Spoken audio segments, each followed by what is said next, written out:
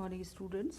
हम लोगों ने जीवाणुओं में अलैंगिक जनन का, कायिक जनन का, एसेक्सुअल वेजिटेटिव रिप्रोडक्शन के जो अलग अलग मेथड्स होते हैं उनके बारे में इससे पहले वाली क्लास में बात की थी। आज यहाँ हम जीवाणुओं में लैंगिक प्रजनन की, सेक्सुअल रिप्रोडक्शन की प्रक्रिया कैसे पाई जाती है उसके बारे में बात करेंगे। जीवाणुओं में हायर एनिमल्स की तरह प्रॉपर सेक्सुअल रिप्रोडक्शन तो नहीं पाया जाता, क्योंकि इनमें कोई सेक्स ऑर्गन्स नहीं होते, इनमें कोई गैमेट्स नहीं बनते। लेकिन फिर भी ये है कि इनमें क्योंकि कुछ एक्सचेंज होता है बॉडी में, एक जीवाणु से दूसरे जीवाणु की बॉडी में, तो इसको हम सेक्सुअल रिप्रोडक्शन के तुल्य जो है मानते हैं। बाकी प्रॉपर जो सेक्सुअल रिप्रोडक्शन, प्रॉपर जो लैंगिक प्रजनन की प्रक्रिया है वो जीवाणुओं में नहीं पाई जाती है। तो क्या होता है कि इनके वाला जो सेक्सुअल रिप्रोडक्शन है जो जीवाणु में पाया जाता है, ये एक प्रकार का जेनेटिक रिकॉम्बिनेशन है, पुनर्योजन की प्रक्रिया है, जैविक पुनर्योजन की प्रक्रिया है।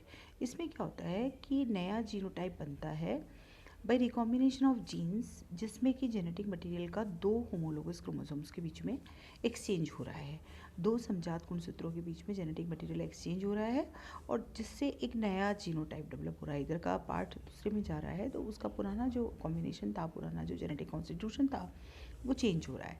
तो एक नए जीनोटाइप का फॉर्मेशन होता है और इसको हम सेक्सुअल रिप्रोडक्शन की ही एक आदिम प्रकार, प्रिमिटिव फॉर्म मान सकते हैं। ये यूकेरियोटिक सेक्सुअल रिप्रोडक्शन से बिल्कुल डिफरेंट है, क्योंकि यहाँ पे किसी प्रकार के गैमेट फॉर्मेशन नहीं है, यहाँ पे निषेचन की, फर्टिलाइजेशन की प्रक्रिया भी नहीं है। तो ये केवल एक और केवल जेनेटिक रिकॉम्बिनेशन है जो कि बैक्टीरिया में पाया जाता है। बैक्टीरियल रिकॉम्बिनेशंस में सेल न तो फ्यूज़ होती है, और जो दूसरी बात है वो ये है कि डीएनए का छोटा सा एक पार्ट, वही पोर्शन जो है वही काम आता है, डोनर सेल से ट्रांसफ़र होता है रेसिपिएंट सेल में। मतलब जो सेल डीएनए देती है, बैक्टीरियल सेल डीएनए का पोर्शन देती है, उसको हम डोनर सेल, दाता कोशिका कहते हैं, और जो दूसरी सेल जो उसको ग्रहण करती है वो ग्राही कोशिका कहलाती है। रेसिपिएंट सेल में जो डोनर डीएनए फ्रेगमेंट गया है वो अपने होमोलोगस जीन्स के पास में जाके अरेंज हो जाता है, एडजेसेंट उसके रेसिपिएंट डीएनए में, वहाँ पे जाके वो अपनी पोजीशन ले लेता है। अब क्या होता है कि एंजाइम एक्ट करते हैं रेसिपिएंट डीएनए पे, जो भी रेसिपिएंट मतलब जो ग्राही कोशिका का जो डीएनए है उस पर एंजाइम्स एक्ट करते हैं और उसमें एक निक या लगा देते हैं, मतलब छोटे कट लगा देते हैं और उस फ्रेगमेंट को रिमूव कर देते हैं। उसके डीएनए में से कट लगा के छोटा सा कोई फ्रेगमेंट रिमूव कर देते हैं। अब जो डोनर डीएनए का इंटीग्रेटेड पार्ट यहाँ पर आया है रेसिपिएंट डीएनए में, वो यहाँ पे इंटीग्रेटेड हो जाता है। डोनर डीएनए जो यहाँ आया है रेसिपिएंट सेल में, वो इस रिमूव डीएनए की जगह इंटीग्रेटेड हो जाता है, वहाँ जाकर लग जाता है। तो अब ये एक तरह से रिकॉम्बिनेंट सेल में कन्वर्ट हो जाती है जो रेसिपिएंट सेल है, क्योंकि यहाँ पे कुछ नया कॉम्बिनेशन बन गया है, तो रिकॉम्बिनेंट सेल कहलाती है। क्योंकि इसका जो है डीएनए जो है उसमें थोड़ा सा पोर्शन तो डोनर का है और थोड़ा सा पोर्शन रेसिपिएंट सेल का। इस प्रकार का जो डीएनए है वो डीएनए कहलाता है रिकॉम्बिनेंट डीएनए, जिसमें कि कुछ पोर्शन डोनर सेल का है, कुछ पोर्शन रेसिपिएंट सेल का है। इसको हम रिकॉम्बिनेंट डीएनए कहते हैं। तो इस बैक्टीरियल रिकॉम्बिनेशन के, किसी भी प्रकार के जनन के जो बैक्टीरियल रिकॉम्बिनेशन है, इसके तीन मेथड्स जीन ट्रांसफ़र के, बेसिकली तीन मेथड्स पाए जाते हैं बैक्टीरिया में। ये जेनेटिक कॉम्बिनेशन जो है, रिकॉम्बिनेशन जो है, वो तीन प्रकार से हो सकता है। एक कहलाता है ट्रांसफॉर्मेशन, एक कहलाता है कॉन्जुगेशन, दूसरा कहलाता है transduction. Transformation, conjugation and transduction, तीन प्रकार के मेथड यहाँ पे होते हैं।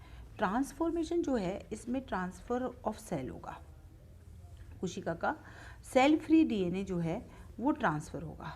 जिसमें कोशिका नहीं है ऐसा डीएनए ट्रांसफ़र हो जाएगा एक सेल से दूसरी सेल में। एक सेल से दूसरी सेल में डीएनए का सीधा सीधा ट्रांसफ़र हो तो उस प्रक्रिया को हम बोलते हैं ट्रांसफॉर्मेशन। दूसरा होता है कॉन्जुगेशन। इसमें जीन्स का ट्रांसफ़र होता है between the cells, physical contact होता है एक दूसरे से, दो सेल्स एक दूसरे के फिजिकल कांटेक्ट में आती है और फिर उनमें जो है जेनेटिक मटेरियल का ट्रांसफ़र होता है, तो वो कहलाता है कॉन्जुगेशन। तीसरा होता है ट्रांसडक्शन। ट्रांसडक्शन में जो है किसी और वेक्टर के थ्रू, मतलब वो खुद नहीं करती है बल्कि कोई और वहाँ पे व्हीकल की तरह काम करता है, किसी वेक्टर के थ्रू जो है जीन का पोर्शन वो एक सेल से दूसरी सेल में ट्रांसफ़र होता है। और जनरली वो बैक्टीरियोफेजेस, वायरसेस जो होते हैं बैक्टीरियोफेजेस होते हैं, जीवाणुभोजी वो होते हैं जनरली। तो इस प्रकार से तीन मेथड जो हैं वो हमारे सामने हैं। एक कहलाता है ट्रांसफॉर्मेशन, ट्रांसफॉर्मेशन को हम हिंदी में कहते हैं रूपांतरण। दूसरा कहलाता है कॉन्जुगेशन, कॉन्जुगेशन को हम कहते हैं संयुग्मन। और तीसरी प्रक्रिया है ट्रांसडक्शन, जिसे हम कहते हैं पराक्रमण। पराक्रमण, रूपांतरण और संयुग्मन की प्रक्रिया, तीनों प्रक्रियाओं के द्वारा बैक्टीरियल रिकॉम्बिनेशन, बैक्टीरिया में ये जेनेटिक रिकॉम्बिनेशन पाया जाता है। अब हम इनको एक एक को पढ़ेंगे। तो सबसे पहली प्रक्रिया है वो कहलाती है ट्रांसफॉर्मेशन, रूपांतरण की प्रक्रिया। जो सबसे पहला एविडेंस जेनेटिक रिकॉम्बिनेशन का या हेरिडिटरी मटेरियल की एक्सचेंज का बैक्टीरिया में नोटिस किया गया था, वो ग्रिफिथ ने किया था 1928 में। फ्रेडरिक ग्रिफिथ एक साइंटिस्ट हुए थे, उन्होंने 1928 में इस ट्रांसफॉर्मेशन के बारे में, ट्रांसफॉर्मेशन की प्रक्रिया के बारे में, रूपांतरण की प्रक्रिया के बारे में सबसे पहले बताया था। वो स्ट्रेप्टोकोकस न्यूमोनिया पर काम कर रहे थे, जो कि एक बैक्टीरिया है और ये न्यूमोनिया कॉज करता है।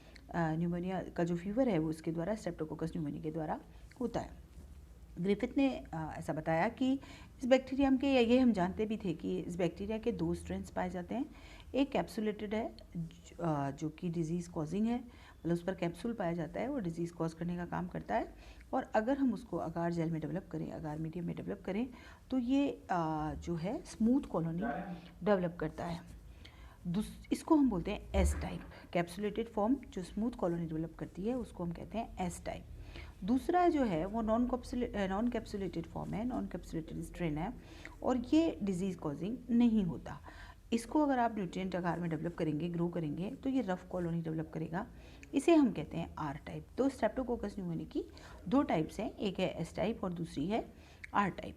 ग्रिफिथ ने क्या किया कि माउस पे एक्सपेरिमेंट किए और उन्होंने इंजेक्ट किया लिविंग आर सेल्स को और हीट किल्ड एस सेल्स को, मतलब 3-4 तरह के एक्सपेरिमेंट किए।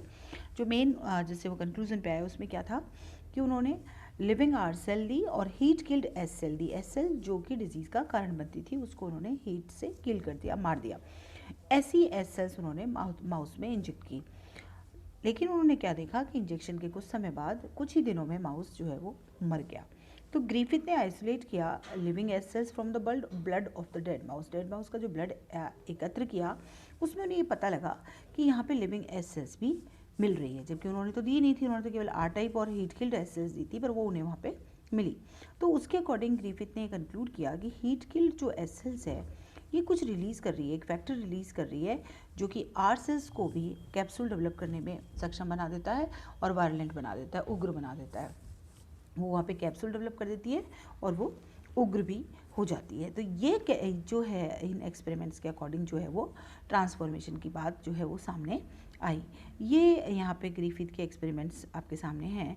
इन्होंने क्या किया, पहला इन्होंने कंट्रोल डेवलप किया जिसमें आर स्ट्रेन को माउस में इंजेक्ट किया और कंक्लूजन ये आया कि आर स्ट्रेन जो है ये बिनाइन है, माउथ में कोई नुकसान नहीं पहुंचाता है। फिर दूसरा कंट्रोल लिया, इसमें एस स्ट्रेन को डाला और ये कैप्सुलेटेड फॉर्म है। कंक्लूजन ये आया ये वायलेंट है क्योंकि माउस जो है वो मर गया।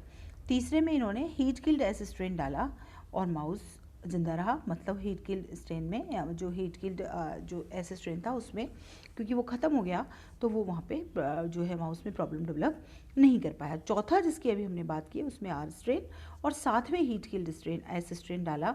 तो मरने तो नहीं चाहिए थे, लेकिन क्योंकि जो हीट किल्ड एस स्ट्रेन था कुछ उसने ऐसा फैक्टर डेवलप किया जो आर स्ट्रेन में चला गया और उसने उसको भी वायलेंट बना दिया और उस वजह से जो है माउस जो है वो मर गया। तो live R strain cells were transformed to S strain, या इनका रूपांतरण हो गया, वो एस स्ट्रेन में कन्वर्ट हो गई। इस प्रक्रिया के बारे में ग्रिफिथ ने ट्रांसफॉर्मेशन की प्रक्रिया के बारे में सबसे पहले बताया। तो होता क्या है इस प्रक्रिया में, इसकी क्रियाविधि क्या रहती है कि कोई भी जो डीएनए फ्रेगमेंट है डोनर सेल के, जैसे यहाँ पे भी डोनर सेल थी वो कैप्सुलेटेड फॉर्म, वो डीएनए फ्रेगमेंट रेसिपिएंट सेल में अंदर चले जाते हैं और वो रेसिपिएंट सेल में जाने के बाद वो उसके डीएनए में रेसिपिएंट डीएनए में इनकॉर्पोरेटेड हो जाते हैं और फिर वो वहाँ जाने के बाद उसमें अपनी वाली जो है क्वालिटी डेवलप कर देते हैं। रिकॉम्बिनेंट डीएनए बन जाता है जिसमें दोनों की क्वालिटी यहाँ पे रेसिपिएंट डीएनए में, डोनर डीएनए और रेसिपिएंट डीएनए की आ जाती है। तो इसको हम बोलते हैं जेनेटिकली ट्रांसफॉर्म्ड सेल। वो ही यहाँ पर हुआ, इस डायग्राम में भी आपको यही दिखाई दे रहा है। पार्ट ट्रांसफॉर्मिंग डीएनए, एक बैक्टीरियल क्रोमोसोम अंदर है एक बैक्टीरिया में, और उसके बाहर उसकी सेल वॉल के पास एक ट्रांसफॉर्मिंग डीएनए है। डीएनए बाइंडिंग प्रोटीन की हेल्प से वो जो है वो इनसे जुड़कर ये इसके अंदर आ जाता है। अंदर आने के बाद मतलब पहला स्टेप होगा बाइंडिंग ऑफ डीएनए। यहाँ पे जो है specific single standard DNA binding proteins काम करेंगे। वो अंदर आने के बाद और टूट जाएगा, टुकड़ों में टूट जाएगा, और रैके प्रोटीन उसकी हेल्प करेगा और उसको अपटेक कर लेगा। वो एक छोटा निक ट्रांसलेशन, जैसा मैंने आपको कहा कि जो रेसिपिएंट सेल है उसके डीएनए में एक छोटा सा पोर्शन इसका इनकॉर्पोरेटेड हो जाएगा, होमोलोगस रिकॉम्बिनेशन हो जाएगा जैसा आपको यहाँ दिखाई दे रहा है, और उसके बाद वो ट्रांसफॉर्म सेल में कन्वर्ट हो जाएगा। तो इस प्रकार का जो प्रक्रिया है ये कहलाती है रूपांतरण की प्रक्रिया, जिसको हम लैंगिक जनन की पहली प्रक्रिया बैक्टीरिया में मानते हैं। तो इस प्रकार से आगे हम जो नेक्स्ट क्लास होगी उसमें हम कॉन्जुगेशन और जो ट्रांसडक्शन की प्रक्रिया है सेक्सुअल रिप्रोडक्शन की बैक्टीरिया में, उसके बारे में बात करेंगे। आज के लिए ये इतना ही काफ़ी है। Thank you.